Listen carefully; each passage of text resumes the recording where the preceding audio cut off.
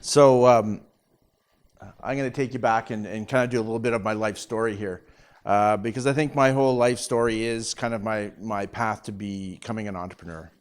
So I was the last born child of 5 children. I have 4 brothers and sisters. But it was like growing up in a single family or as a single child, because all my brothers and sisters were 5 years older than me. So there was not a lot of closeness in age. We didn't do a lot of things together. I grew up in a working class part of Oakville, Ontario. So a lot of people think of Oakville and think of all the big, beautiful mansions that were there. But I lived on the other side, where all the working class people lived.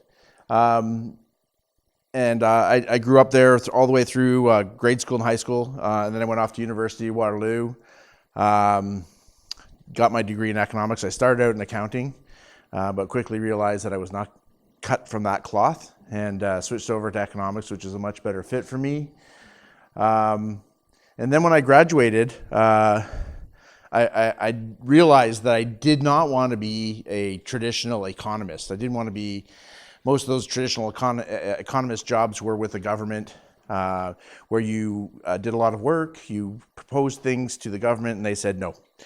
So I didn't want to do that. What I did find along my way in looking for jobs through that was consulting. And so I ended up working with Ernst & Young Consulting. I did that for 10 years.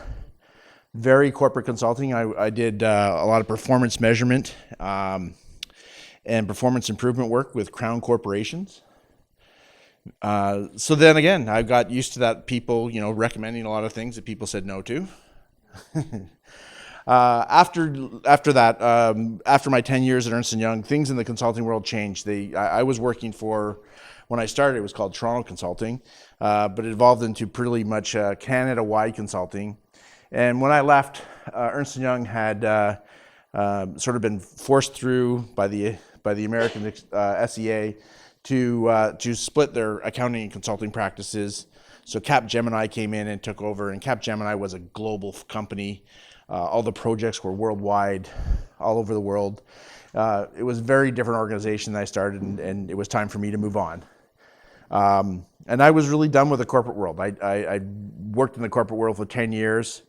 I no longer wanted to do that. I wanted to work in small business. I wanted to have a bigger impact, a bigger change within the organization. So I started working for various small businesses. I went in as hired gun. So I kind of went in as professional management to the owners.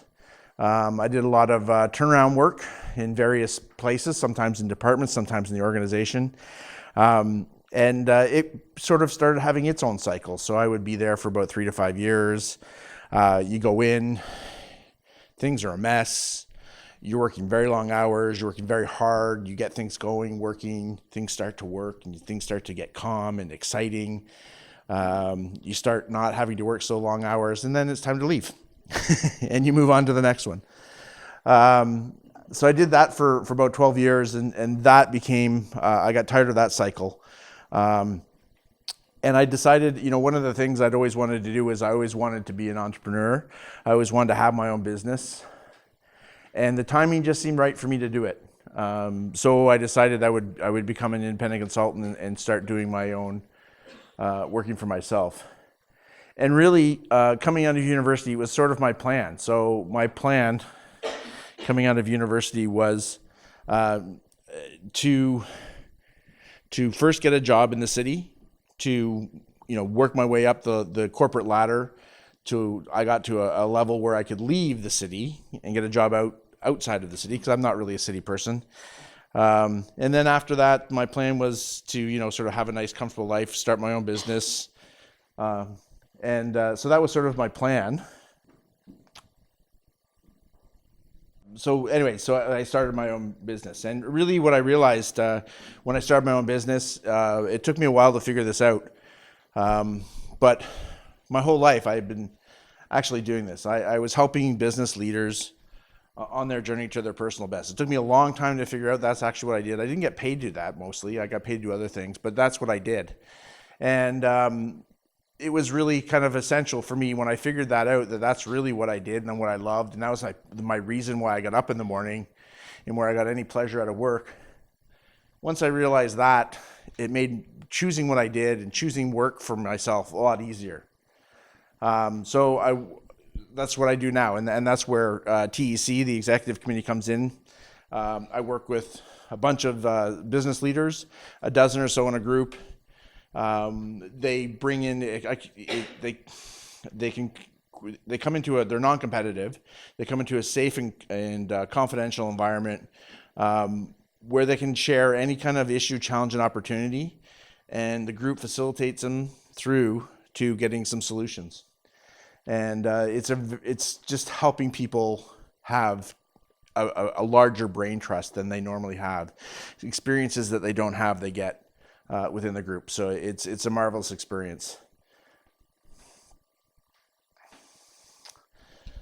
So when I came out of university, I had this plan, and I was going to come out of university, I was going to get my job, move up the ladder, learn all the ins and outs of being a business leader, and I was going to do that and take my chances and learn how to be an entrepreneur. I was going to do it with someone else's money, right? Because I didn't want to take the risks of losing all my own money. Then I would become an entrepreneur and live my life. So I kind of followed that path through my life. I very much became an entrepreneur in the organizations I was in, which is, someone who acts like an owner within the organization. And I really got to that point. But when I made that step to become an entrepreneur and to move out onto my own, even having all of the business skills and experience that I gained over my years, all my years of consulting, when you become an entrepreneur, it doesn't matter. You're still back at that same step of risking everything you have, all of the security that you've had. If you've ever had a corporate job and you have all the security behind you, if something goes wrong, there's other people there to help you. If there's parts of your job you don't like, you can always find someone else who can do them for you. Being an entrepreneur, you don't have that. You're it. You're the whole company. You have to do everything. Things you like to do, things you don't like to do. You don't have the security of anything. You don't have the security of having a bad day or a good day. You don't have the opportunity to take a sick day. You're the whole organization. If you don't work, the organization doesn't work. So it's a huge leap for me. And I think it is. That's one of the key things is when you become an entrepreneur, there is a point in time where you must take a leap of faith and move forward. And some of those pieces that I realized that entrepreneurship, even though you can have all the skills you need to do the job in being an entrepreneur, it's very different when you are an entrepreneur and everything you have is on the line. One of the other things I realized kind of throughout my career, but probably mostly when I became an entrepreneur, it's in my latter years anyways, it's not about work-life balance. I struggled so hard for so many years trying to have this work-life balance, trying to not work too hard. Okay, I'm not going to work on Saturdays. I had all these rules, and I kept trying to do these things to have this work-life balance. But I realized after a while, it isn't about that. It's about integrating it all together. And if you're doing something that you love, if you're doing something that you have a passion for, it just all fits together. I know a few people made a few funny comments to my son who came with me. As they've seen me with him, he's come to meetings with me before.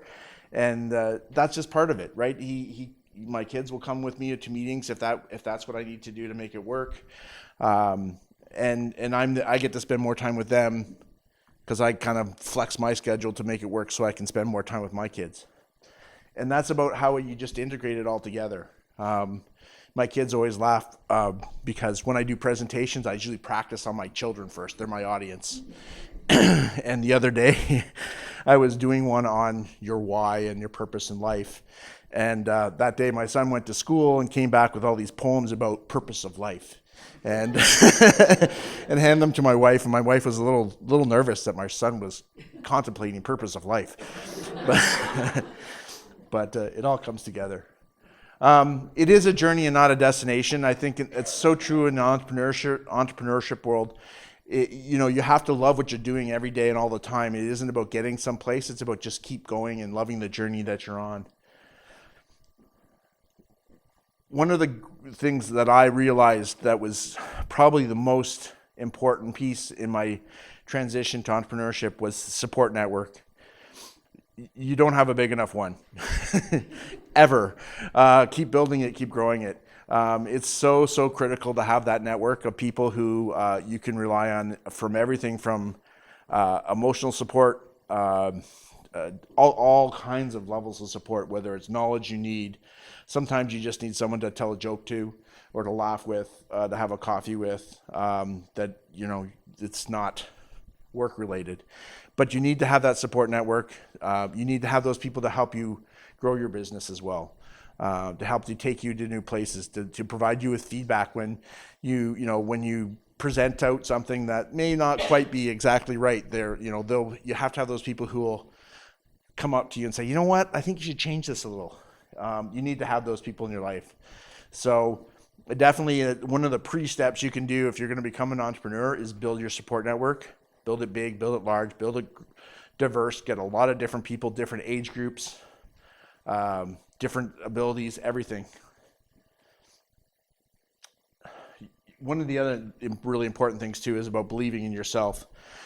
There's going to be, there's a Bugs Bunny commercial that I love, or cartoon, and I think it sums up entrepreneurship better than almost anything else. And it's the one where, if you know your Bugs Bunny, it's where Bugs Bunny is running towards the camera, and there's a clip and it stops, and he keeps running, but he's now further away, and he keeps running and he's further away, and he keeps running and he's further away, and he keeps running, and then boom, he's right up at the camera.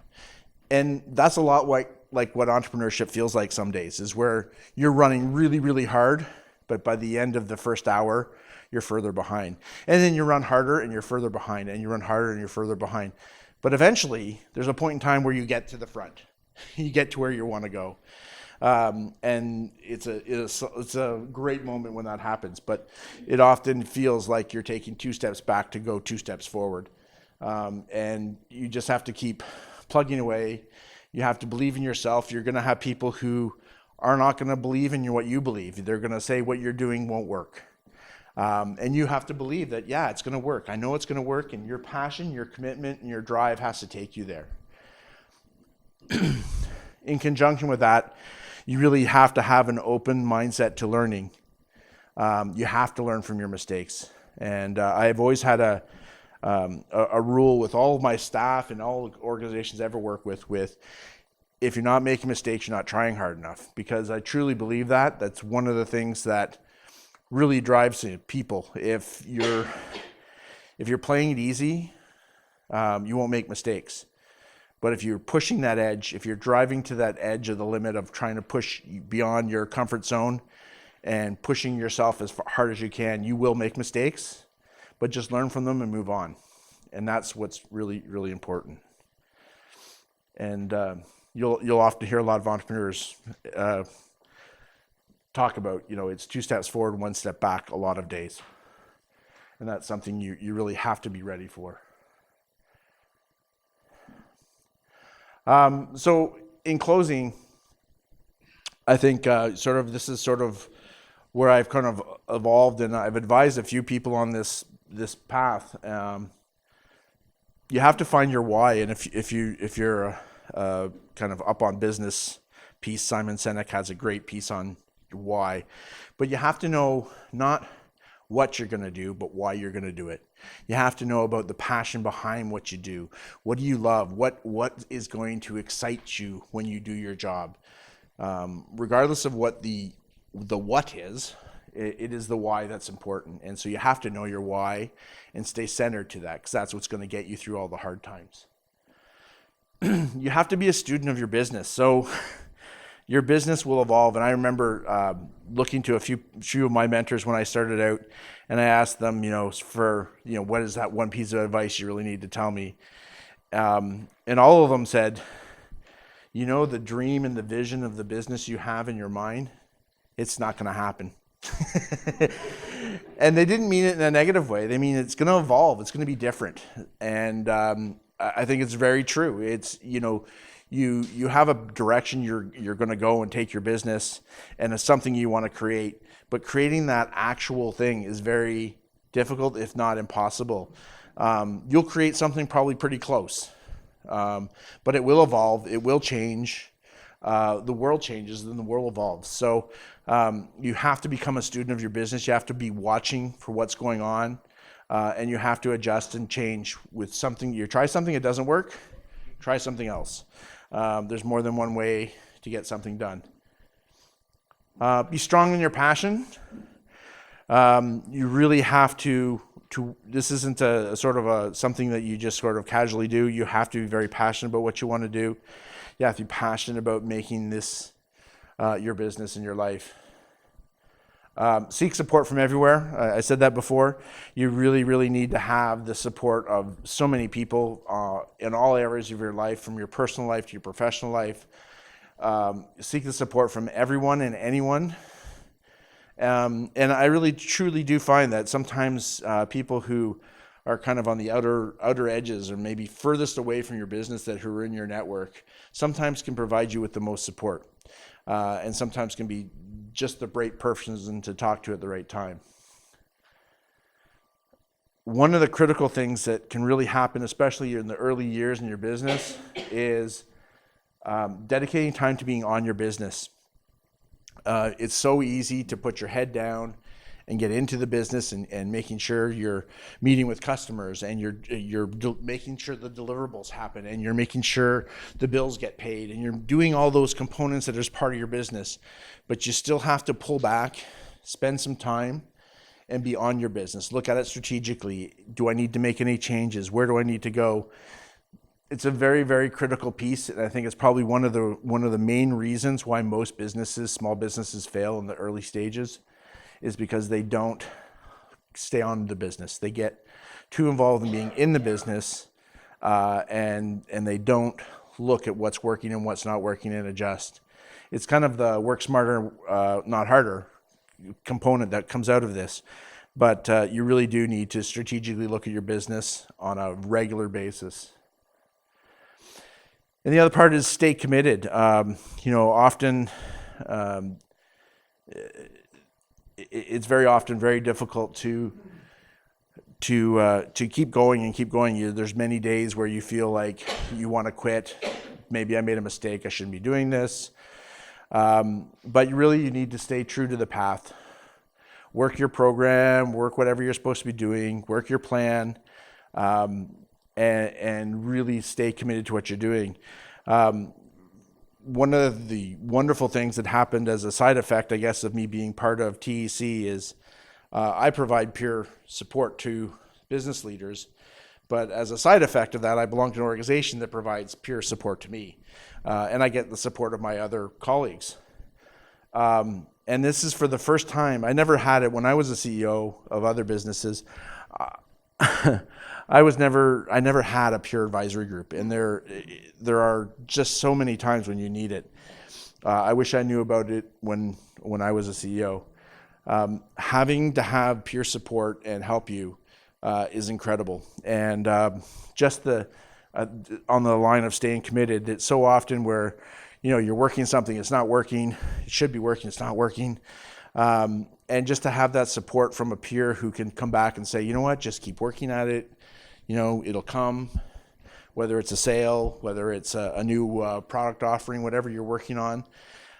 Just relax, keep working, it'll come. And that's often one of those things that you really need to hear some days. And stay committed. Just stay committed to achieving your goal, moving forward, and getting ahead. So kind of going back to the title of my presentation, is I had this dream where I was going to outsmart and take away all the risks of becoming an entrepreneur, and I was going to learn how to do it and then just become one. And that was my approach. I did that. I don't think it really worked too well. I think it was much, at the end of the day, when you want to become an entrepreneur, you just have to do it. It's a leap of faith you have to take. And when you take it, the rewards are great.